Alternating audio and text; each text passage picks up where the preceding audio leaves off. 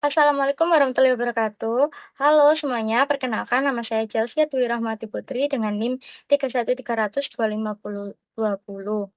Di sini saya dari Prodi Sistem Informasi Universitas Nahdlatul Ulama. Di sini saya akan menjelaskan terkait komunikasi antar proses dan treat.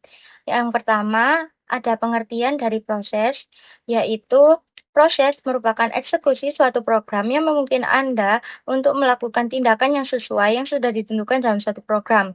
Biasanya bisa didefinisikan sebagai unit eksekusi tempat suatu program dijalankan.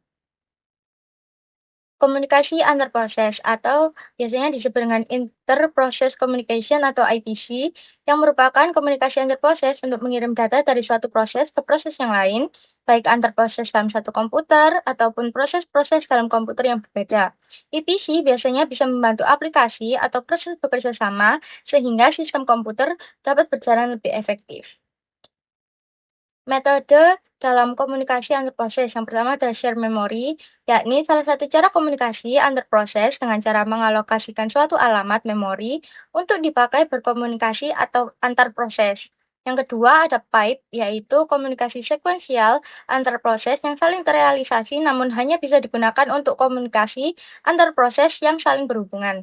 Yang ketiga ada message passing, yakni proses komunikasi antar bagian sistem untuk membagi variabel yang dibutuhkan. Proses ini biasanya menyediakan dua operasi, yaitu mengirim pesan dan menerima pesan.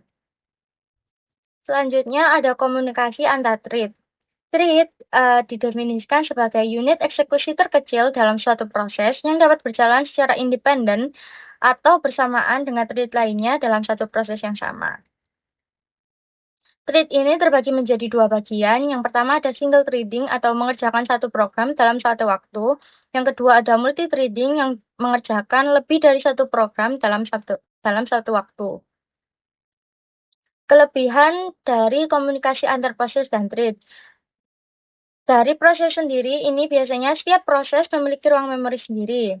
Kemudian stabilitas sistem lebih tinggi sehingga resiko kegagalan tidak akan mempengaruhi proses yang lain.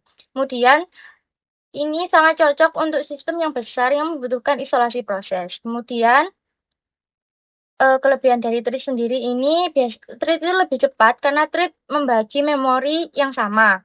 Kemudian penggunaan memori dan sumber dayanya itu lebih efisien. Kemudian performa program akan semakin meningkat dengan menjalankan tugas secara bersamaan. Selanjutnya, kekurangan dari komunikasi antar proses dan thread. Proses mengkomunikasikan lebih lambat karena menggunakan mekanisme yang khusus. Kemudian, proses itu membutuhkan sumber daya sistem yang lebih besar dan pengimplementasiannya lebih kompleks. Sedangkan thread itu biasanya bisa terjadi tabrakan saat beberapa thread mengakses data yang sama. Kemudian, bisa terjadi saling menunggu antar thread sehingga program akan terjadi berhenti. Kemudian, kesalahan program juga lebih sulit ditemukan.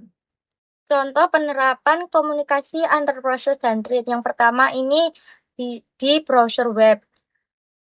Sebagai contoh, yakni ada Google Chrome yang biasanya menggunakan proses dan thread. Dengan munculnya tab pencarian sebagai proses yang terpisah, kemudian thread digunakan untuk menjalankan proses secara bersamaan. Yang kedua ada dari aplikasi WhatsApp. Aplikasi ini menggunakan thread untuk menerima dan mengirim pesan secara bersamaan. Sekian presentasi dan penjelasan saya terkait komunikasi antar proses dan thread. Semoga dapat dipahami dan bermanfaat. Terima kasih. Wassalamualaikum warahmatullahi wabarakatuh.